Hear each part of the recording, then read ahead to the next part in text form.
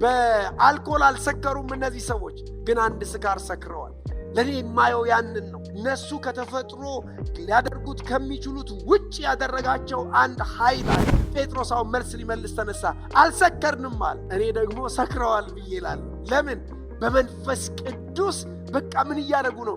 ሰክረዋል እነዚህ ሰዎች። የሐዋርያቱ ስካር ከመንፈስ ቅዱስ ነው። ዛሬ ብዙዎቻችን በተለያየ ነገር ሰክረናል። ዘር አስክሮናል፣ ገንዘብ አስክሮናል፣ ክብር አስክሮናል። ቅናት ማለት ለራስ ብቻ በማሰብ የሌላውን እድገት የሚውለን የሌላውን ፍሬያማነት በረከት ወደዛ ሰው እንዳይጠጋ እንዳይመጣ ማድረግ ወይ ደግሞ መንጠቅ። ጎልያድን እንኳን የሚያክል ተግዳሮት ቢጥልም ዳዊት እስቲል ምንድን ነው? ሳኦል ጦር ይወረውርበታል። ይህን ያህል መዳን አምጥታል በህይወቴ በሚኒስትሪ። በቃ የሰከረ ሰው ካልኩሌሽን ውስጥ አይገባም፣ ምክንያተኛ አይሆንም። ይሄ በር እንዴት ይከፈታል? who cares? በናዝሬቱ ጌታ በኢየሱስ ስም ይከፈት። እከሌ እኮ ዕድሜዋ አልፏል ሳትወልድ who cares? በኢየሱስ ስም መጸነስ ይሁንላት። በጌታ በኢየሱስ ስም ጨለማው ይመታ።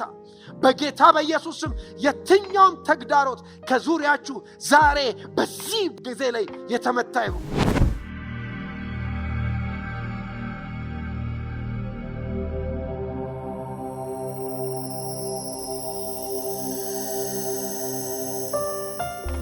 ሃሌሉያ!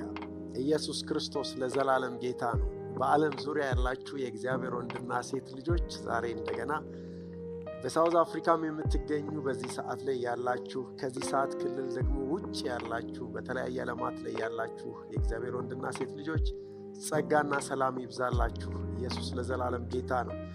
በቀደም የጀመርኩት አንድ ትምህርት ነበረ። እሱም ደግሞ ስለ ስካር የሚል ማለት ነውና አርስቴን ስካር ብየዋለሁ። መቼም ሰው ናቹራሊ ሲሰክር ከኖርማል አይምሮ ኖርማሊ ፈንክሽን ከሚያደርገው ውጪ ህይወት ውስጥ እንደሚመላለስ ባለፈው አይተናልና ለምሳሌ ናቹራሊ በጣም በቃ ብርድ የሚፈራ የሚበርደው ሰው ወይ ብዙ ደራርቦ የሚተኛ ሰው ሲሰክር ማለት ነው ኢቨን ከውጭ ቱቦ ስርም ቢያደር ብሪጅ ስርም ቢያደር ምን ቢያደር ለምን አሁን ከአይምሮ ውጪ እየበረደ ነው ከሚለው ስሜት ውጪ ነው ያለውና ስካር በሰው ልጆች ህይወት የተለያዩ ተጽዕኖዎችን ያመጣል። መጽሐፍ ቅዱስ ላይ ሁለት አይነት ስካሮች አየሁኝ። አንደኛው በአልኮል መስከር፣ በአልኮል ራስን እስከ መሳት ድረስ መድረስ የሚል አየሁኝ። ሁለተኛው ነገር ደግሞ በመንፈስ ቅዱስ የሰከሩ ሰዎችን መጽሐፍ ቅዱስ ላይ አየው። አብዛኛው ቦታ ላይ በተለይ በአዲስ ኪዳን በመንፈስ ቅዱስ መስከር ስንመለከት በርካታ መጽሐፍ ቅዱሳዊ ጥቅሶች አሉን እና ከባለፈው ነው የምቀጥለው ብቻ ስለ ስካር። ትዝ ይላችሁ ከሆነ በብሉይ ኪዳን ላይ ሁለት ሰዎችን አንስቼላችኋለሁ። በተለይ ኖህ መጽሐፍ ቅዱስ ሲናገር ጥፋት ውሃ በኋላ ወይን ተከለ፣ ከዛ ጠጣ፣ ከዛ ሰከረ ይላል። ራቁቱን በሆነበት ሰዓት አንድ ልጁ አየው ይላል። የወሰደበት እርምጃ ማሾፍ፣ ማፌዝ ምናምን ነበር። ኖህ ለምንድን ነው ራቁቱን ሊሆነው ብለን ስናይ በቃ ሰክሯል ይሄ ሰውዬ። በተፈጥሮ በቀና በትክክል በሰከነ አይምሮ የማያደርገውን ነገር የመጠጥ ጉልበት አስደረገው። እንደገና ደግሞ የሎጥ ሁለት ሴቶች አይታችሁ ከሆነ መጽሐፍ ቅዱስ ላይ በ19ኛው ምዕራፍ ዘፍጥረት ላይ አሰከሩት ይላል። አሰከሩትና ታላቂቷ ልጅ አብራተኛች ይላል፣ ጸነሰች ይላል። እንደገና በሚቀጥለው ማታ እንደዚሁ አሰከሩት። እንደገና ታናሺቱ ተኛች። ታውቃላችሁ ይሄ ሁሉ ኢቨንት ሲከናወን ይሄ አባታቸው ሎጥ በፍጹም አያውቅም። ልጆቹ እንግዲህ ከራሱ ዘር ሲጸንሱ የሚያውቀው ምንም ነገር የለም። ዋይ ሰክሯልና። ስለዚህ ስለ ስካር ስናስብ መንደርደሪያ ጥቅስ ያደረግኩት በሁለተኛው ምዕራፍ የሐዋርያት ሥራ መጽሐፍ ላይ ከቁጥር 1 እስከ 15 እንደዚህ የሚል ቃል አለ። በተለይ ደግሞ የአዲሲቷ ቤተክርስቲያን የአዲስ ኪዳኗ ቤተክርስቲያን የተመሰረተችበት ኢናጉሬት የተደረገችበት ይሄ ምዕራፍ ሲያስረዳን እንደዚህ ብሎ ይናገራል። ኢየሱስ ክርስቶስ በምዕራፍ 1 ላይ ከጥቂት ቀን በኋላ የእግዚአብሔርን ኃይል ትቀበላላችሁ፣ መንፈስ ቅዱስ በእናንተ ላይ ይወርዳል ባላቸው ፕሮሚስ መሰረት በላይ ተሰብስበው እየጸለዩ ነበር ይላል መጽሐፍ ቅዱስ። ከዛ ሁለተኛው ምዕራፍ ላይ መጣና በዓለ ሃምሳ የተባለው ቀን በደረሰ ጊዜ ሁሉም በአንድ ልብ ሆነው አብረው ሳሉ ብሎ ይነግረናል። ድንገት እንደሚነጥቅ አውሎ ንፋስ ከሰማይ ድምፅ መጣ፣ ተቀምጠው የነበሩበትንም ቤት ሁሉ ሞላው ይላል። እንደ እሳትም የተከፋፈሉ ልሳኖች ታዩአቸው፣ በእያንዳንዳቸውም ላይ ተቀመጡባቸው። በሁሉም መንፈስ ቅዱስ ሞላባቸው፣ መንፈስም ይናገሩ ዘንድ እንደሰጣቸው በሌላ ልሳኖች ይናገሩ ጀመር ይላል። በያላችሁበት ይሄ ክብር በኢየሱስ ስም ያገኛችሁ። በመንፈስ ቅዱስ መረስረስ፣ በመንፈስ ቅዱስ መጠመቅ። የአዲስ ኪዳን ቤተክርስቲያን ውበታችን ያለው ራሱ መንፈስ ቅዱስ ውስጥ ነው። ኢየሱስ ለዘላለም ጌታ ነው። ያለ መንፈስ ቅዱስ በቃ ኢየሱስ ክርስቶስ በ15ኛው የዮሐንስ ወንጌል ያለ እኔ ምንም ልታደርጉ አትችሉም አለ። በእርግጥም በአዲስ ኪዳን ያለ መንፈስ ቅዱስ ምንም ነገር ማድረግ አይቻልም። ምንም አገልጋዮች፣ ተገልጋዮች ማምለክ ሊሆን ይችላል፣ መዘመር ሊሆን ይችላል፣ መጸለይ ሊሆን ይችላል፣ መስበክ ሊሆን ይችላል። ያለ መንፈስ ቅዱስ እርዳታ በእውነት ነው የምላችሁ ምንም መሆን አይቻልም። ከዛ መጽሐፍ ቅዱስ ከምዕራፍ ቁጥር 5 ላይ ከሰማይ በታች ካሉ ሕዝብ ሁሉ በጸሎት የተጉ አይሁድ በኢየሩሳሌም ይኖሩ ነበር ይላል። ይህም ድምፅ በሆነ ጊዜ ሕዝብ ሁሉ ተሰበሰቡ ይላል። ይሄ ልሳን በቃ ምድሪቷ ላይ ሲያስተጋባ ሕዝብ ሁሉ ተሰበሰቡ። እያንዳንዱም በገዛ ቋንቋው ሲናገሩ ይሰማ ስለነበር የሚሉትን አጡ ይላል። መንፈስ ቅዱስ በነዚህ ፈሪ በነበሩት፣ በነዚህ ኢየሱስን በአንድ ወቅት በካዱት፣ በነዚህ ኢየሱስን ክርስቶስን እየተጠራጠሩ በነበሩት ላይ በኃይል በወረደ ጊዜ ሰዎች በተሰብስበው በቃ የሚናገሩትን አጡ ይላል መጽሐፍ ቅዱስ ሲናገር። ከዛ ተገርመውም ይላል ተደንቀውም እንዲህ አሉ፣ እነሆ እነዚህ የሚናገሩት ሁሉ የገሊላ ሰዎች አይደሉምን? አዎ እከሌ አይደለም እከሊት አይደለችም ሊባል ይችላል። ነገር ግን ድንቅ ሆኖ የመንፈስ ቅዱስ እሳትና ኃይል በእነሱ ላይ ሲመጣ በቃ የተለዩ ሆኑ። ከዛ ሲናገር ቁጥር 8 ላይ እኛም እያንዳንዳችን የተወለድንበትን የገዛ ቋንቋችንን እንዴት እንሰማለን? የጳርጤና ኤላሜጤም ሰዎች በሁለት ወንዝ መካከል በይሁዳም በቀጰዶቅያም በጳንጦስም በእስያም በፍርግያም በጵንፍልያም በግብፅም በቀሬናም በኩል ባሉት በሊቢያ ወረዳዎች የምንኖር በሮሜም የምንቀመጥ አይሁድ ወደ ይሁድነትም የገባን የቀርጤስና የአረብ ሰዎች የእግዚአብሔርን ታላቅ ሥራ በልሳኖቻችን ሲናገሩ እንሰማቸዋለን። ሁሉም ተገረሙና አመንትተው እርስ በርሳቸው እንጃ ይህ ምን ይሆን የጥያቄ ምልክት ነው አሉ ይላል ቁጥር 13 ሌሎች ግን እያፌዙባቸው ይላል ጉሽ የወይን ጠጅ ጠግበዋል አሉ ይላል። ተመልከቱ፣ ሌሎች የሰጧቸው ስያሜ አለ። ሌሎች ደግሞ ይገረማሉ። ምንድነው የነገር አላወቅንም፣ ምንድነው እየተካሄደ ያለው ሲሉ፣ ሌሎቹ ደግሞ እያፌዙባቸው ጉሽ የወይን ጠጅ ጠግበዋል አሉ። ቁጥር 14 ነገር ግን ጴጥሮስ ከ11 ጋር ቆመ ይላል። ድምፁንም ከፍ አድርጎ እንዲህ ሲል ተናገራቸው ይላል። አይሁድ በኢየሩሳሌም የምትኖሩ ሁላችሁ ይህ በእናንተ ዘንድ የታወቀ ይሁን፣ ቃሎቼንም አድምጡ አለ። ፈሪ የነበረው፣ ከሃዲ የነበረው፣ ችኩል የነበረው ይሄ ሰው ማለት ነው በቃ አሁን ምንድነው በድፍረት ቅባት ተነሳ። አሁን ምንድነው በቃ በኢየሱስ የመንፈስ ቅዱስ ክብር የተሞላ ቆመ ይላል። ከዛ እንደዚህ አላቸው፣ ይሄን ነገር ታውቁ ዘንድ አላቸው ቃሎቼን አድምጡ አለ። ምን አላቸው? ለእናንተ እንደመሰላችሁ እነዚህ የሰከሩ አይደሉም አላቸው ይላል። ከቀኑ 3ኛ ሰዓት ነውና ይላል። ስለዚህ ስለ ስካር ብዬ ስናገር ዛሬ አርስቴን የወሰድኩት ከዚህ ቁጥር 15 ላይ ጴጥሮስ ለእነዚህ ሰዎች የሰከሩ የመሰላቸው ሰዎች፣ ያፌዙባቸው ሰዎች ለነሱ ምላሽ ሲሰጥ አልሰከርንም አለ። የስ እውነት ነው፣ በአልኮል አልሰከሩም እነዚህ ሰዎች፣ ግን አንድ ስካር ሰክረዋል።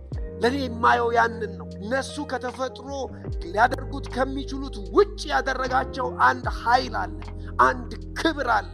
በኢየሱስም በዚህ ዘመን ኢየሱስ ክርስቶስ ለመምጣት እየተቃረበ በደጅ ባለበት በዚህ ዘመን ላይ የመንፈስ ቅዱስ ንቅናቄ፣ በመንፈስ ቅዱስ መጠመቅ፣ በመንፈስ ቅዱስ መትመም በእያንዳንዳችን ሕይወት ይሁንልን በኢየሱስም። እኔ ጸሎቴ ነው በቃ የአዲስ ኪዳን ቤተክርስቲያን ያለ መንፈስ ቅዱስ ውበት የላትም፣ ያለ መንፈስ ቅዱስ ጉልበት የላትም፣ ያለ መንፈስ ቅዱስ ኃይል የላትም። ጥበብ ሞገስ የራቃት ነው የምትሆነው።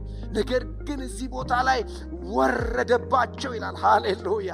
ከዛ ሲገረሙ ሲደነቁ፣ አንዳንዶች ደግሞ ሲያፌዙ፣ ጴጥሮስ አሁን መልስ ሊመልስ ተነሳ። አልሰከርንም አለ። እኔ ደግሞ ሰክረዋል ብዬ እላለሁ። ለምን? በመንፈስ ቅዱስ በቃ ምን እያደረጉ ነው? ሰክረዋል። እነዚህ ሰዎች የሐዋርያቱ ስካር ከመንፈስ ቅዱስ ነው። ዛሬ ብዙዎቻችን በተለያየ ነገር ሰክረናል። ዘር አስክሮናል፣ ገንዘብ አስክሮናል፣ ክብር አስክሮናል፣ እድሜ አስክሮናል፣ ጾታ አስክሮናል፣ የዓለም ጉዳይ አስክሮናል፣ አጋንንት የራሱ የሆነ ነገር በቃ ስክር ብለን በቃ ናላችንን አተን እንድንሄድ የሚያደርግ ብዙ ዓለማችን ላይ እየተከሰተ ያለ ነገር አለ። በጣም ብዙ ታውቃላችሁ። በመጽሐፍ ቅዱስ ባለፈው አሳይቻችኋለሁኝ። ለምሳሌ ሜልኮልን ስትወስዷት በክብር የሰከረች ነች። በቃ ክብር ክብር ክብር ክብር የምትል በሁለተኛ ሳሙኤል ምዕራፍ 6 ቁጥር 16 ላይ የእግዚአብሔርም ታቦት ወደ ዳዊት ከተማ በገባ ጊዜ የሳኦል ልጅ ሜልኮል በመስኮት ሆና ተመለከተች ይላል። ንጉሡ ዳዊትን በእግዚአብሔር ፊት ሲዘልና ሲዘፍን አየች ይላል። በልቧም ናቀችው ይላል። ቁጥር 20 ላይ እንደዚህ ይላል፣ ዳዊትም ቤተሰቡን ሊመርቅ ተመለሰ ይላል። የሳኦል ልጅም ሜልኮል ዳዊትን ለመቀበል ወጣችና ይላል፣ ምናምንቴዎች እርቃናቸውን እንደሚገልጡ የእስራኤል ንጉሥ በባሪያዎቹ ቆነጃጅት ፊት እርቃኑን በመግለጡ ምንኛ የተከበረ ነው አለችው። ተመልከቱ፣ አሁን የእሷ ክብር፣ የእሷ ውበት፣ የእሷ ዝና ያለው ምንድነው ብትሉኝ፣ የነገስታት ንጉሥ የሚባለው በሕዝቡ ዘንድ የተሰጠው ክብር፣ በሕዝቡ ዘንድ የተሰጠው አመለካከት ትልቁ እንዲከበርላት እንዲታወቅላት የፈለገችው ያንን ነው።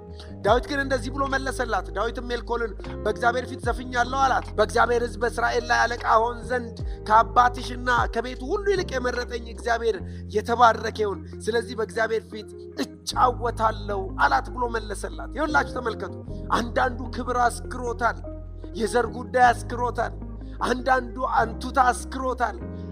በቃ እቺ ሴት ልክ እንደሰከረችው በጣም በብዙ ጉዳይ አንዳንዱ ይሰክራል። በዚህም ዓለም ላይ እውን ነው ያለ ነው። ነገር ግን የሐዋርያቶቹ ስካር እንደዚህ አይነት ከክብር ጋር የተያዘ ስካር አልነበረም። ክብር ለሚገባው የሚያስጥል ስካር። ታውቃላችሁ፣ ጊያዝ በገንዘብ ጥማት ሰክሯል። አይታችሁ ከሆነ ንዕማን የእግዚአብሔር ሰው ጋር ነቢዩ ጋር መጥቶ ከተፈወሰ በኋላ ሂድ ወደ አገር ብሎ አሰናበተው ይላል። በሁለተኛ ነገሥት ምዕራፍ 5 ቁጥር 20 ላይ የእግዚአብሔርም ሰው ሎሌ ጊያዝ ይላል፣ ጌታዬ ሶርያውን ይህንን ንዕማንን ማረው፣ ካመጣለትም ነገር ምንም አልተቀበለም። ሕያው እግዚአብሔርን በስተኋላው ሮጣለሁ፣ ከእርሱም አንዳች ወስዳለሁ አለ ይላል። ተመልከቱ፣ ይሄ ጊያዝ ማለት አሁን ልክ ኤልሳ ኤልያስን ተከትሎ እጆቹ ላይ ውሃ አፍስሶ በቃ ያንን ሁሉ 12 ጥማድ በሬ ሰውቶ ያመጣው የተረከበው ሚኒስትሪ ነው፣ ቅባት ነው። አሁን ኔክስት የሚቀጥለው ማን ነው? ጊያዝ ነበረ ከኤልሳ ያንን ቅባት የሚረከበው። ሃሌሉያ። ነገር ግን ጊያዝ በምን የሰከረ ነው? በገንዘብ አግኝቼ እንዲሆኜ በዚህ ወጥቼ የሚል ማንነት ይዞ እየተጓዘ እንደነበረ መጽሐፍ ቅዱሳችን ላይ እንደው በእንደዚህ አይነት መልኩ አስቀምጦታል። ሄጄ አለ ጌታ አይደል የፈወሰው፣ አብሮኝ የሚያገለግል አይደል የፈወሰው፣ እሱ አልተቀበለው ማለት እኔ እቀበላለሁ አለ፣ ሄደ ይላል። ተመልከቱ፣ የገንዘብ ስካር ቀጣይ የሆነውን አገልግሎቱን ምን አደረገበት? ገታው፣ በአጭር ቀረ። ከዛ ኤልሳ ሲናገር ምን አለ? ወዴት ሄደ ነበር? የትም አልሄድኩም ብሎ ይላል መጽሐፍ ቅዱስ ላይ። ይሄንን ምዕራፍ ሲሄዳችሁ ታነቡት። ከዛ እንግዲህ በንዕማን ላይ የመጣው ለምጽ ላይ መጣ ይላል፣ ጊያዝ ላይ መጣ። በብሉይ ኪዳን ማለት ነው ለምጻም የእግዚአብሔር መንግስት እንደማያገለግል በሕግ ምን ብሏል? ኦልሬዲ ሰፍሯል። ለምጽ ያዘው ይላል። ወገኖች ይኸውላችሁ ተመልከቱ፣ ትልቁን ነገር ያስጣለው፣ ትልቁን ፊውቸር ያስጣለው ምንድነው ብትሉኝ፣ የጥማት በገንዘብ በቃ ሰክሯል። መጽሐፍ ቅዱስ ሲናገር በእርግጥ ገንዘብ አይኖራችሁ አይልም። ነገር ግን ለሁለት ጌቶች መገዛት አትችሉም እንዳለ ኢየሱስ ክርስቶስ አንዱ ሰይጣን ነው አላለም፣ አንዱ ገንዘብ ነው፣ አንዱ እኔ ነኝ አለ። ሐዋርያው ጳውሎስ ለጢሞቴዎስ ሲመክረው እንደዚህ ብሎ አለው። በተለይ በአንደኛ ጢሞቴዎስ ምዕራፍ 6 ላይ ከቁጥር 17 ጀምሮ በአሁኑ ዘመን ባለጠጎች የሆኑት የትዕቢትን ነገር እንዳያስቡ፣ በገንዘብ ምክንያት ስካር ውስጥ እንዳይገቡ፣ ትዕቢት ውስጥ እንዳይገቡ፣ ደስም እንዲለን ሁሉን አትርፎ በሚሰጠን በሕያው እግዚአብሔር እንጂ በሚያልፍ ባለጠግነት ተስፋ እንዳያደርጉ ምን በላቸው? እዘዛቸው ብሎ ይናገራል። እዘዛቸው። ጊያዝ አያችሁ በገንዘብ የሰከረ ነው። አሁን በዚህ ዘመንም ጳውሎስ ለጢሞቴዎስ ሲመክረው እንዲህ አይነት ሰዎች አሁንም በዚህ ዘመን አሉ አለ። ገንዘብ ያሰከራቸው፣ ለገንዘብ ሲሉ ወንድሞችን የሚገሉ፣ ለገንዘብ ሲሉ መደረግ የሌለበትን ነገር የሚያደርጉ። ለምንድን ነው ብትሉ ሰክረዋል። ከአይምሯቸው ውጭ ሆነዋል። ስካር በቃ ምንድን ነው? አይምሯችን አግባብ የሌለውን ነገር መፈጸም ሲጀምር ማለት ነው ሰክረናል ማለት ነው። በአንድ ጉዳይ ሰክረናል ማለት ነው። በተለይ እኔ በምኖርበት በዚህ ከተማ ላይ ያለ በቃ ወንድምን የማስገደል፣ እህትን የማስገደል፣ ንብረት የማጥፋት ከምን መጣ ብትሉኝ ገንዘብን ጥልቅ ከመውደድ። ሌላኛው ምንድነው ብትሉኝ ቅናት። ሰዎች በቅናት ስክር ሊሉ ይችላሉ። ቅናት ግን ማለት ምን ማለት ነው? ቅናት ማለት ለራስ ብቻ በማሰብ የሌላውን እድገት የሚወለድ የሌላውን ፍሬያማነት በረከት ወደዛ ሰው እንዳይጠጋ እንዳይመጣ ማድረግ ወይ ደግሞ መንጠቅ። በቅናት በቃ ግብግብ የሚሉ አሉ። በቅናት ታውቃላችሁ፣ የማታውቁት ሰው ላይ መቅናት እንደማይቻል። የማታውቀው ሰው ቢያልፍለት ይሄን ሆነ ያን ሆነ ቢባል ምንም አይመስልህ። ግን የምታውቀው ወንድም አብሮ ያለ ወንድም እከሌ እኮ እንዲሆነ በትምህርት ደረጃ እዚህ ጋር ደረሰ፣ በንግዱ እንዲሆነ አገባ፣ ወለደ፣ ወይኔ እኔስ በቃ እዛ ሰውዬ ላይ መቅናት ነው ቅናት። በጣም ሌላኛው ቅዱሳን ሕይወት ላይ ናው እንዲዜ ሊገለጥ የሚችል ክፉ የአጋንንት ዘር ነው። በጣም የከፋ የአጋንንት ዘር። መጽሐፍ ቅዱስ ሲናገር መልካም ቅናትና ክፉ ቅናት አለ። እግዚአብሔር ራሱ ቀናተኛ አምላክ ነው ይላል። የሚቀናው ግን ለኔና ለእናንተ ዲዛይን ካደረገን ላይፍ ስንወጣ እግዚአብሔር ቀናተኛ አምላክ ነው። እግዚአብሔር ከሱ ውጪ ሲመለክ አይፈልግም። እኔ አሁን ማውራት የፈለግኩት ምንድነው? ስለ ስካር ነው። ሰዎች በቅናት ሊሰክሩ ይችላሉ። ትዝ ይላችኋል የዮሴፍ ወንድሞች ይላል ቀኑበት ይላል። አባቱ ሲወደው ቀኑበት። ቤስት የሚባለውን ህብር ያለበትን ያሸበረቀ ኮት ሲሰጠው ቀኑበት። ህልም ሲያይ ይቀኑበታል። አገልግሎት አለኝ፣ ራእይ አለኝ፣ ጥበብ በቃ ሲገለጥበት ይቀኑበታል። በቃ እግዚአብሔር በሰጠው ነገር ይቀኑበታል። ወንድሞቹ ቀኑበት፣ ሰክረዋል። በቃ ከመስከራቸው የተነሳ ምን አደረጉ ይላል? ወንድማቸውን አሳልፈው ሰጡ። ወንድማቸውን በቃ ድጋሚ ከነሱ ጋር ህብረት ማያደርግበትን አይነት ነገር ላይ ጣሉት። ኢፍ ኖት ዘ ኪንግ የእግዚአብሔር ማለት ነው ጣልቃ ገብነት ባይሆን ኖሮ በእውነት ዮሴፍ በሕይወት መኖር አይችልም ነበር። ነገር ግን የእግዚአብሔር ጣልቃ ገብነት መጨረሻ ያደረገውን በዚህ ሰው ሕይወት ታያላችሁ። ትዝ ይላችኋል ዳዊት በተቀባ ጊዜ ዳዊት እልፍ ገደለ፣ ሳኦል ሺህ ሲል በቃ ዳዊት ሳኦል ቀናበት ይላል። መቅናት ጀመረ። ዋይሚ ቅናት። ለዚህ ነው ቅናት ያሰክራል እምላችሁ። ቅናት ጎልያድን እንኳን የሚያክል ተግዳሮት ቢጥልም ዳዊት ስቲል ምንድነው? ሳኦል ጦር ይወረውርበታል። ይህን ያህል መዳን አምጥታል በህይወቴ በሚኒስትሪ በቃ እንደዚህ አይነት እረፍት አምጥታል። እድሜ ልንቀና እንችላለን ካልተጠነቀቅን። ቅናት ሌላ አስካሪ ጉዳይ ነው ወገኖቼ። ሐዋርያቱ የሰከርን አይደለንም በዚህ ሰዓት አለ። ከሰከርንም የሰከርነው አሁን ለማን ነው አሉ? በእግዚአብሔር ቅባት፣ በእግዚአብሔር መንፈስ፣ በእግዚአብሔር እሳት ሰክረናል አሉ። ሃሌሉያ። ዛሬ ለእናንተ ጸልያለሁ፣ ለራሴ ጸልያለሁ፣ እመኝላችኋለሁ። ባላችሁበት ቦታ ስካር ከተባለ በመንፈስ ቅዱስ መስከር ይሁንላችሁ። እግዚአብሔር ምስክር። እብዶች ምንሆን አለ ጳውሎስ፣ ለእግዚአብሔር ነው አለ። በቃ እብድ እንኳን ብትባል በሰው ዘንድ በቃ ለእግዚአብሔር ነው አለ። ባለአእምሮች ብንሆን ለማን ነው አለ? ለእናንተ ለሰው ነው አለ።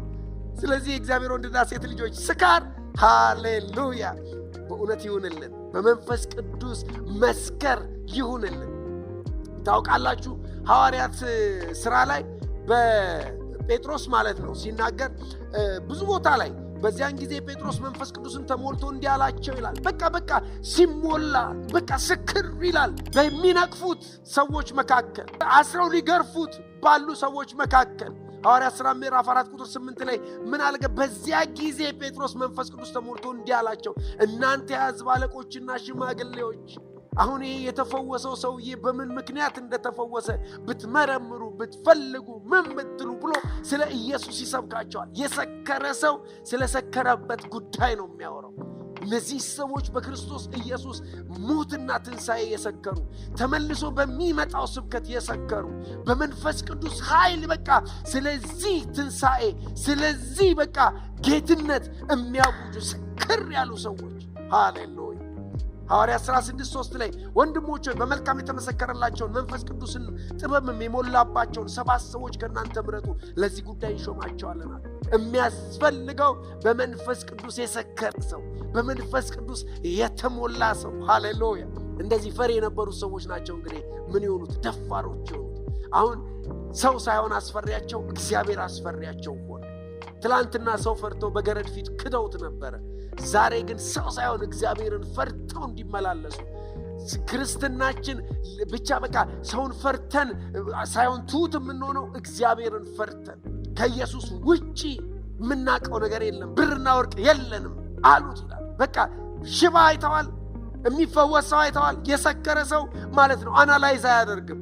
ወይኔ ለስንት ጊዜ ሆነ ይሄ ሰውዬ እንዲሆነው ምን ይሆን ይሄ እንኳን አይፈው አይሉም። ሰክረዋል። ብርና ወርቅ የለንም አሉ። ቁጥር 3 ላይ ምዕራፍ 3 ቁጥር 6 ላይ ጴጥሮስ ግን ብርና ወርቅ የለኝም፣ ይህን ያለኝን ግን እሰጥሃለሁ፣ በናዝሬቱ በኢየሱስ ክርስቶስ ስም ተነሳና ተመላለስ አለው። ኢየሱስ ለዘላለም ጌታ ነው። ሃሌሉያ። ዛሬ ላበረታታችሁ፣ እነዚህ ሰዎች ብርና ወርቅ ሳይኖራቸው ቀርቶ አይደለም። ነገር ግን በመንፈስ ቅዱስ የሰከረ ሰው ማለት ነው ግሎሪፋይ የሚያደርገው ማግኒፋይ በቃ አጉልቶ እንዲታይ የሚያደርገው የራሱ ያሰከረውን ማንነት ነው። ወገኖቼ በእውነት ነው የምላችሁ። አንድ የእግዚአብሔር ሰው ሲናገር እንደዚህ አለ። የካቶሊክ ቤተክርስቲያን በጣም ትልቅ ደረጃ በደረሰች ሀብቷ የትየሌለ ሆኖ ብዙ ህንፃዎች ምኖች በሰራች ጊዜ አንድ ሞንክን ሞሎክሲን ሄደና አንድ ካርዲናል ነው እንደዚህ ያለው ይላል። እንደዚህ አለው ተብሎ ይነገራል። እውነተኛ ታሪክም ሊሆን ይችላል፣ አላውቅም። ግን ምን አለው ይላል፣ አየህ እንደዚህ አይነት ዌልዝ የካቶሊክ ቤተክርስቲያን ያላትን አየህ ግንቦቿን አየህ ምናምን ብሎ ነገረው እና እንደዚህ ብሎ አለው፣ ከዚህ በኋላ ብርና ወርቅ የለኝም ማለት ቀረኮ አለው። ከዛ መሎክሴው ደግሞ እንደዚህ አለው፣ እውነትህን ነው ብርና ወርቅ የለኝም ማለት ቀርቷል አለ። ነገር ግን አለ እንደዚህ ብሎ ይናገራል በእውነት but neither can you say in the name of Jesus Christ of Nazareth rise up and walk። ያ ብቻ አይደለም የቀረው አለው፣ በናዝሬቱ ጌታ በኢየሱስ ክርስቶስ ስም ተነሳና ተመላለስ የሚለውም ቀርቷል አለ። ዋይ አሁን ይኸውላችሁ በገንዘብ የሰከሩ ሰዎች በቃ አሁን ብርና ወርቅ አለኝ ሙሉ ነው ምናምን እንደ ሎዶቅያ ቤተክርስቲያን ሊሉ ይችላሉ። ነገር ግን አንድ ነገር ማድረግ አይችሉም። በመንፈስ ቅዱስ ካልሰከሩ ሽባውን በናዝሬቱ ጌታ በኢየሱስ ስም ተነሳና ተመላለስ ማለት አይችሉም። ዛሬ የተለያየ በሽታ ሰምታችሁ ይሆን? ዛሬ የተለያየ ተግዳሮት በሕይወቴ አለ ብላችሁ ይሆን? ዛሬ ይሄን ገንዘብ አወጣሁበት ከሌና ማከርኩ የምትሉት ነገር ሊኖር ይችል ይሆን? አላውቅም። ጴጥሮስ እንዳለ በናዝሬቱ ጌታ በኢየሱስ ክርስቶስ ስም እንዳለ ዛሬ በቤታችሁ በሽታ በኢየሱስ ስም ይመታ። ዛሬ ከዙሪያችሁ፣ ዛሬ ከዘር ማንዘራችሁ ላይ፣ ዛሬ ከስራችሁ አካባቢ፣ ብቻ ከየትም አካባቢ ተግዳሮት በዚህ በተቀባው በናዝሬቱ ጌታ በኢየሱስ ክርስቶስ ስምና ስልጣን የተመታ ይሁን። ወገኖቼ ይሁላችሁ ተመልከቱ። ስካር ማለት ነው በቃ የሰከረ ሰው ካልኩሌሽን ውስጥ አይገባም፣ ምክንያተኛ አይሆንም። ይሄ በር እንዴት ይከፈታል? who cares? በናዝሬቱ ጌታ በኢየሱስ ስም ይከፈት። እከሌ እኮ ዕድሜዋ አልፏል ሳትወልድ who cares? በኢየሱስ ስም መጸነስ ይሁንላት። በጌታ በኢየሱስ ስም ጨለማው ይመታ። በጌታ በኢየሱስ ስም የትኛውም ተግዳሮት ከዙሪያችሁ ዛሬ በዚህ ጊዜ ላይ የተመታ ይሁን። እኔ ልጸልይ፣ እግዚአብሔር ምስክሬ ነው። ሰከሩ ይላል ሐዋርያቱ፣ ጥላቸው ሳይቀር ፈወሰን እንላለን። እግዚአብሔር በሐዋርያቱ እጅ አስገራሚ ተአምር ያደርግ ነበር ብለን እናወራለን። ለምንድን ነው ብትሉኝ፣ የተለዩ ሆነው ሳይሆን መንፈስ ቅዱስን ማስተናገድ ስለቻሉ፣ በመንፈስ ቅዱስ ሰክረው የሚንቀሳቀሱ ስለሆኑ፣ ምክንያተኞች ስላልሆኑ። ታውቃላችሁ ኤፌሶን ምዕራፍ 5 ቁጥር 14 እስከ 20 እንደዚህ ብሎ ይናገራል። ስለዚህ አንተ የምትተኛ ንቃ፣ ከሙታን ተነስ፣ ክርስቶስ ያበራልሃል። ሃሌሉያ። ምንም ነገር አስተኝቶን ከሆነ፣ ምንም ነገር በቃ ስፍራ አስለቅቆን ከሆነ፣ ዛሬ ግን የእግዚአብሔር መንፈስ፣ የእግዚአብሔር እሳት፣ የእግዚአብሔር ክብር በያላችሁበት ቦታ በኢየሱስ ስም ያገኛችሁ። እንግዲህ እንደ ጥበበኞች እንጂ ጥበብ እንደሌላቸው ሳይሆን እንዴት እንደትመላለሱ በጥንቃቄ ተጠበቁ። ዋይ ቀኖቹ ክፉዎች ናቸውና ዘመኑን ዋጁ። የትኛውም ቀን ለኛ መልካም ሆኖ የሚመጣ የለም። የትኛውም ቀን ለኛ በቃ የሆነ ነገር ሊያደርግልን የሚመጣ ቀን የለም። ይልቁን ቀኖች በጨመሩ ቁጥር የእግዚአብሔርን ኢንተርቬንሽን፣ የእግዚአብሔርን አቅርቦት፣ የእግዚአብሔርን ጣልቃ ገብነት እየጠበቀን እንድንኖር መጽሐፍ ቅዱስ ይለናል እንጂ። ሃሌሉያ። ከቀን የምንጠብቀው ምንም ነገር የለም ከአምላካችን ከእግዚአብሔር። ለምን? እግዚአብሔርን በመተማመን የሚጠባበቁ ነው የሚል። ቀንን በመተማመን፣ ወርን በመተማመን፣ ዓመትን በመጠባበቅ አይልም። እግዚአብሔርን ተማምነን አሁን ያለንበት ደቂቃ ከዚህ በኋላ እንኳን ባለው ተአምራት ሊያገኘን ይችላል። ኢየሱስ ለዘላለም ጌታ ነው። ከአይምሮ በላይ የሆነ የሰከረ ሰው ምን ጊዜም የሚያደርገው ምንድነው ብትሉኝ፣ ዲክላሬሽን፣ አዋጅ አዋጅ አዋጅ በያላችሁበት ቦታ። ኢየሱስ ጌታ ነው። ከዛ እንደዚህ ያለ ቀኖች ክፉዎች ምን አድርጎ አለ? ስለዚህ የጌታ ፍቃድ ምን እንደሆነ አስተውሉ እንጂ ሞኞች አትሁኑ። ቁጥር 18 መንፈስ ይሙላባችሁ እንጂ በወይን ጠጅ አትስከሩ። ሃሌሉያ። አንዳንዱ በነገር ይሰክራል፣ በስማም። አንዳንዱ በጥላቻ ስክር ብሎ በቃ በጥላቻ ነው የሚመላለሰው። ጥላቻ አስክሮታል። አንዳንዱ ምናልባት በተስፋ መቁረጥ ሰክሯል። አንዳንዱ አይሆንልኝም በሚል ሰክሯል። እዚህ ጋር መንፈስ ይሙላባችሁ እንጂ በወይን ጠጅ ምን አትበሉ፣ አትስከሩ። ይህ ማባከን ነውና፣ ጊዜያችሁን ማባከን፣ ዕውቀታችሁን ማባከን፣ ጸጋችሁን ማባከን፣ ሃሌሉያ፣ ገንዘባችሁን ማባከን፣ በቃ ብክነት ውስጥ ነው የምትገቡት አለ። ወይኔ ጌታ እግዚአብሔር በኢየሱስ ክርስቶስ ስምና ስልጣን በእውነት ከዚህ እንድትጠብቀን እኔ ጸልያለሁ።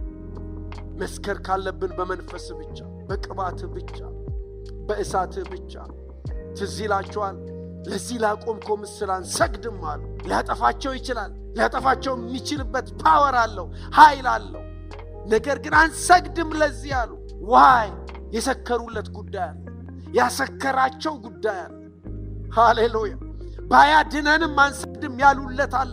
ባያድነንም አንሰግድም ዝም ብሎ አይባልም። ሰክረዋል፣ ፉሊ እዛ ውስጥ ገብተዋል።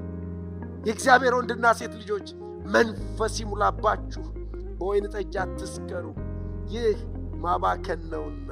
ሃሌሉያ። ከዛ ምን አለ? በመንፈስ የተሞላ በመዝሙርና በዝማሬ በመንፈሳዊም ቅኔ እርስ በርሳችሁ ተነጋገሩ፣ ለጌታ በልባችሁ ተቀኙና ዘምሩ። ስንት ጊዜ? ሁል ጊዜ። ስለ ሁሉ በጌታችን በኢየሱስ ክርስቶስ ስም አምላካችንና አባታችን ስለ ሁሉ ምን በሉት? አመስግኑ ብሎ ይናገራል። የእግዚአብሔር ወንድና ሴት ልጆች በያላችሁበት ጸጋ ይብዛላችሁ፣ ይሄ ክብር ይብዛላችሁ፣ ይሄ እሳት ይብዛላችሁ፣ ይሄ ጥምቀት ይብዛላችሁ፣ ይሄ ስካር ይብዛላችሁ። በእውነት ነው የምላችሁ፣ ዓለማችን በብዙ ነገር ልታሰክረን ትፈልጋለች። ነገር ግን ሐዋርያቱ የሰከሩት በአንድ ጉዳይ ነው። ስካር ከተባለ በመንፈስ ቅዱስ ጉሽ ጠጥተዋል።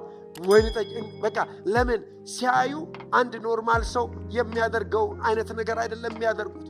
ሲያዩ ያንድ ያልተማረ ሰው የሚያደርገውን አይደለም የሚያደርጉት። ሲያዩ ድፍረታቸው ወታደራዊ ስልትና ምናምን ያጠና እንደዛ አይደለም። እነዚህ ሰዎች በቃ ድፍረታቸው ከሌላ ዓለም የመጣ ነው። ይገርማቸዋል። አቋማቸው፣ ንግግራቸው ከሌላ ዓለም በሌላ ነገር የሰከሩ ናቸው። ዛሬም ይህን ልዩነት የሚያመጣ የእግዚአብሔር ክብር በእያንዳንዳችን ላይ ይውደቅ። በታጠጅ እንደተሞላና ሊቀደድ እንደቀረበ አቁማዳ፣ ሊፈነዳ እንደማይችል እንደ ወይን ጠጅ አቁማዳ እነሆ አንጀቴ ሆነ አለ ኢዮብ 32:19 ላይ። ኤልዮ ነው የተናገረው። በቃ ሰክር ያለው እስካሁን እናንተ ስትናገሩ ስትሰብኩ ምን ስትሉ let it be my turn አለ። አሁን የኔ ተራ ዋይ በቃ አሁን ውስጤ ሊፈነዳ ደርሷል።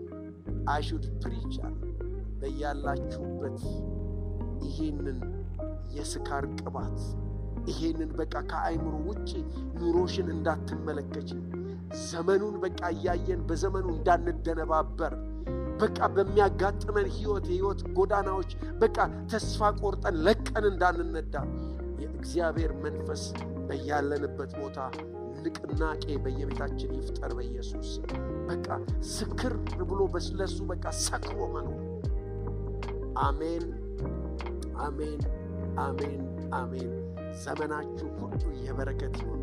በኢየሱስ ስም ባርኬያችኋለሁ።